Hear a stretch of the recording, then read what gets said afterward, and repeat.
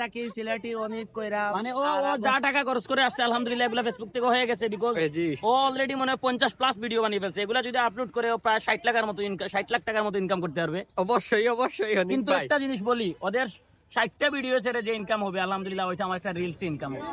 আসসালামু আলাইকুম, আশা করি আপনারা সবাই আছেন ভালো। আর আমি এখন যে জায়গাতে আছি এই জায়গা হইলো হিমছড়ি কিতা জাতীয় উদ্যানের খান্দাত আছি। আর এই জায়গাতে মানুষে মনে করো বেশিরভাগ রেস্ট লয় প্লাস চা টা খায়, এগুলো খায়। কারণ বেশিরভাগ সিলেটে আইলেও তো চা খাইব অবশ্যই, কারণ সিলেটের আছে। আমরাও অনেক টুকাইয়া কেউ জায়গাত বালা পাইছি চা। আসলে ও আজকেই আমার ফার্স্ট ভাল লাগছে।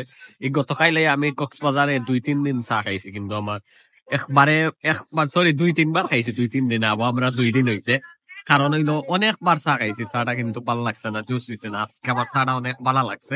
আর বিশেষ করে আমি একটু ভিউ দেখাই আপনার ভাই, তারা আইসন মানতে ভিডিও লাগি শেষ। হোয়াটসঅ্যাপ কি অবস্থা? It's me Rahman from Sylhet, Cox's Bazar চলে আসছি, গাই চা খাচ্ছি এখানে।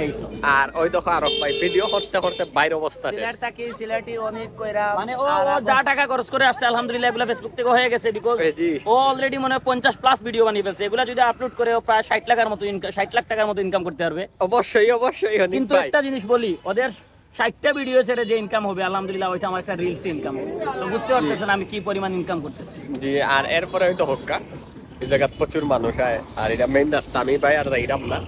আর আমরা অন্য চা খাইছি, আপনারাও আইলো ওই সাইডে চা খাইবা, চা ভালো লাগছে।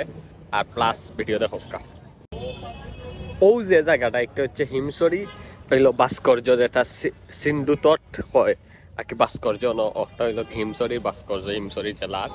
আর বিশেষ করে হইলো হক্কা এই সাইডে কি মনে করো মানুষ রেস্ট লয় ফাঁকায়, আমরা এমনি আটলাম।